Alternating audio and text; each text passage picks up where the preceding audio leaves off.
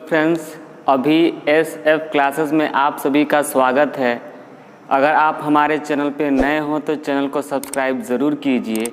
आज हम NCERT class 10th math का जो चैप्टर नंबर 3 है, दो चर वाले रैखिक समीकरण युग्म की प्रश्नावली 3.3 के प्रश्नों को लगाएंगे। प्रश्नावली का जो पहला प्रश्न था जिसको हमको प्रतिस्थापन विधि से लगाना था, उस प्रश्न को हम पिछले वीडियो में बता चुके हैं। आइए उसके आगे के प्रश्नों को देखा जाए। जो प्रश्न संख्या 1 का सेकंड क्वेश्चन है, यस माइनस टी बराबर 3 यस अपान 3 प्लस टी अपान 2 बराबर 6। अब देखिए ये जो प्रश्न है इसमें भिन्न का रूप दे दिया है। क्लियर है? तो पहले क्या करेंगे, हम भिन्न को उसको साधारण यानी इस रूप में पहले कन्वर्ट करेंगे और फिर इस प्रश्न को प्रतिस्थापन विधि से लगाएंगे। तो आइए देखा जाए। यस माइनस टी बराबर 3, इसको इक्वेशन नंबर हम कितना बना दिया जाए, 1 बना दिया जाए। यस अपान 3 प्लस टी अपान 2 बराबर कितना है आपका 6। अब देखिए दोनों भिन्न के रूप में, तो पहले क्या करेंगे, हम इसको इस रूप में बदलने का प्रयास करेंगे। तो बदलेंगे कैसे, देखिए ध्यान से। सबसे पहले हम 2 और 3 का एलसीएम निकालेंगे जो आएगा 6। अब 3 से भाग देंगे, 6 में 2 बार जाएगा, 2 का मल्टीप्लाई कर देंगे तो हो जाएगा 2 यस, प्लस 2 से डिवाइड करेंगे, 6 में 3 बार जाएगा और 3 का मल्टीप्लाई करेंगे 3t बराबर 6। अब इस 6 का क्या करेंगे हम जी, तिर्यक गुणा कर लेंगे। 2 यस प्लस 3t बराबर 6 का 6 में करेंगे 36।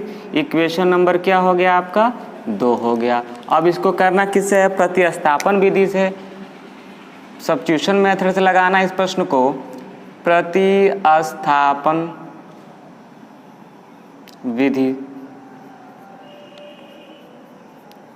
विधि से। हमने आपको बता चुका है कि आपके पास 2 इक्वेशन बनते हैं जिनमें से सबसे पहले किसी एक इक्वेशन को लिया जाता है। पहले वाले प्रश्न में हमने इक्वेशन 1 को लगाया था, हम क्या करेंगे इसमें इक्वेशन नंबर 2 को लेंगे। तो लिखेंगे समीकरण नंबर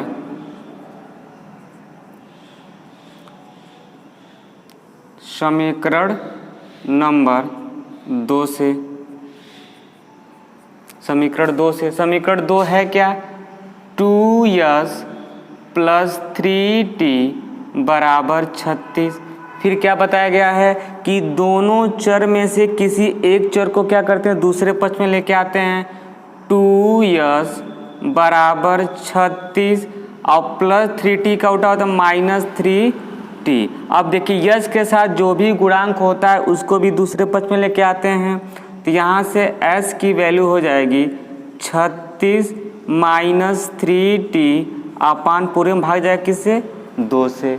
अब देखिए यस की वैल्यू ये आपकी पूरी मिल गई इतना, इसको इक्वेशन नंबर कितना बनाते हैं हम लोग, 3 बनाते हैं। क्लियर है? अब देखिए जो इक्वेशन आपके पास अभी बचा है, 2 आपने लिया था तो 1 बचा आपके पास। 1 में जहाँ पर यस है वहाँ पे इस वैल्यू को क्या करते हैं, पुट कर देते हैं। इसी को बोलते हैं प्रतिस्थापन विधि, यानी सब्स्टिट्यूशन मेथड कहा जाता है। लिखेंगे समीकरण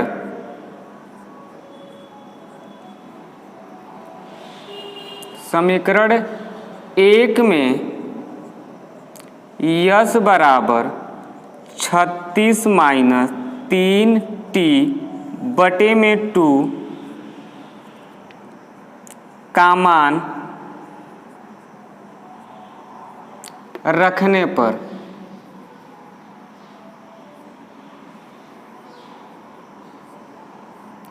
पर अब समीकरण 1 में इस मान को आप पुट कीजिए। समीकरण 1 है क्या, यस माइनस टी बराबर 3। अब यस के जगह पे इस पूरी वैल्यू को रखिए आप लोग, तो 36 माइनस 3t आप बटे में 2, इसको एक कोष्टक में बंद कर दीजिए, माइनस टी बराबर 3। अब देखिए ये भिन्न में है और ये भिन्न में नहीं है, तो क्या करेंगे, दोनों को भिन्न रूप में पहले बदल लेंगे। क्लियर है। अब इन दोनों को क्या करेंगे, भिन्न का घटाना बन गया ये आपका 2 और 1 कैल्शियम 2 होता है, 2 से 2 में भाग देंगे, एक बार में जाएगा, 1 का गुणा इन दोनों में करेंगे तो यही मिलेगा हमको 36 माइनस 3t माइनस 1 का भाग देंगे 2 में, 2 बार में जाएगा, 2 का मल्टीप्लाई कर देंगे तो ये जाएगा 2t बराबर 3 हो जाएगा। अब देखिए ये भी t है और ये भी t है, जब दोनों सेम है तो देखिए माइनस माइनस क्या होता है, प्लस होता है। 3 और 2 कितना हो जाएगा, 5t। दोनों में कौन बड़ा है, 3 बड़ा है, इसके सामने कौन चिन्ह है, माइनस का, तो यहाँ पर हो जाएगा माइनस का। इसका क्या करेंगे, क्रॉस मल्टीप्लाई 3 गुणा करेंगे तो 2 3 कितना हो जाएगा आपका, 6 हो जाएगा।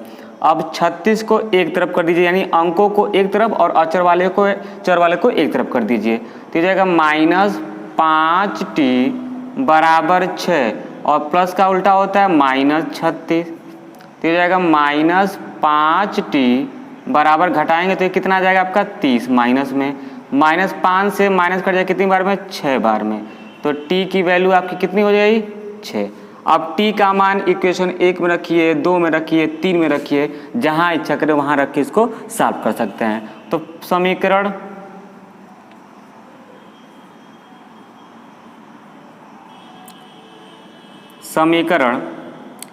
1 में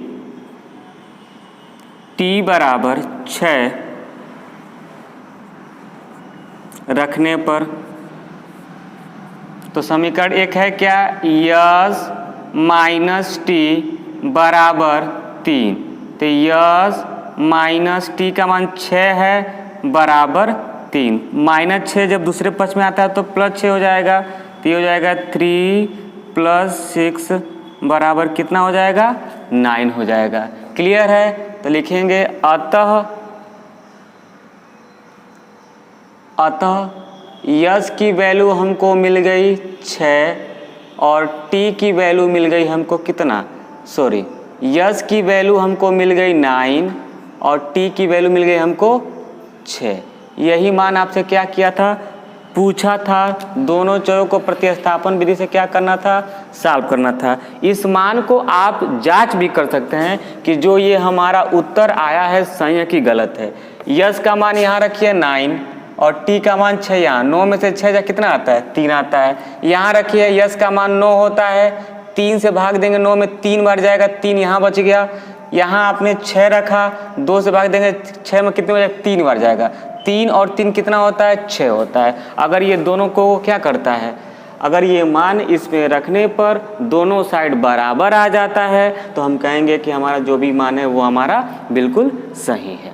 आइए इसका प्रश्न संख्या 3 देखा जाए। फर्स्ट का थर्ड है 3x माइनस वाई बराबर 3, 9x माइनस 3y बराबर 9 है। इसको क्या करना, प्रतिस्थापन विधि से सॉल्व करना है। तो सबसे पहले क्या करते हैं कि दोनों इक्वेशन को कोई नाम दे देते हैं। इसको हमने कह दिया equation number 1, 9x minus 3y बराबर 9। क्लियर है, यहाँ थोड़ा सा समझना है। देखिए कभी कभी क्वेश्चन का रूप बदल जाता है। अब ध्यान से देखिए, यहाँ से आपको कुछ कॉमन दिख रहा है। जैसे ही आप यहाँ से 3 कॉमन करेंगे तो 3x माइनस वाई बराबर 9।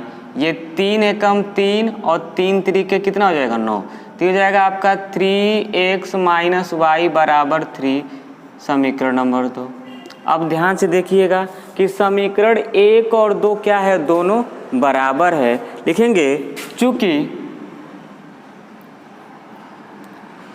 समीकरण 1 और 2 दोनों बराबर हैं, अतः इनके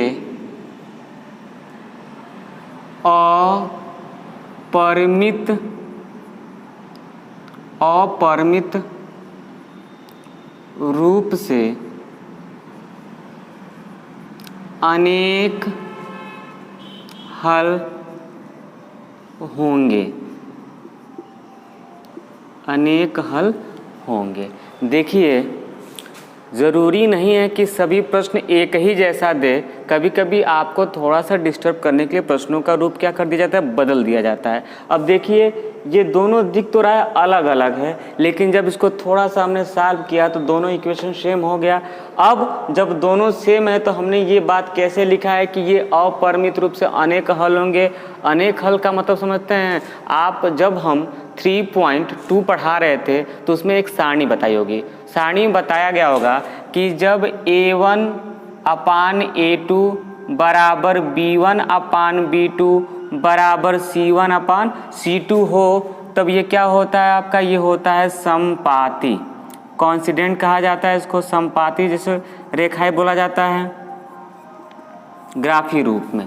यानी इसका मतलब क्या होता है, ये कब होगा, जब समीकरण नंबर 1 और समीकरण नंबर 2 दोनों जब बराबर होते हैं तो रेखाएं क्या होती हैं, समपाती होती हैं। और जब रेखाएं समपाती होती हैं तो उस स्थिति में उसके अपरिमित रूप से अनेक होते हैं। देखिए, इक्वेशन 1 और इक्वेशन दोनों बराबर हैं, तो जब दोनों बराबर हैं तो इनके अनुपातों की तुलना करेंगे तो वो भी आपस में क्या होंगे, बराबर होंगे। तो जब बराबर होंगे तो इनके जो है कितने हल होंगे, अपरिमित रूप से अनेक हल होंगे। आशा करता हूँ कि आपको दोनों प्रश्न अच्छे से समझ में आया होगा। इन प्रश्नों में अगर कहीं भी कोई भी डाउट हो तो उस डाउट को आप कमेंट बॉक्स में लिख के पूछ सकते हैं। Thank you.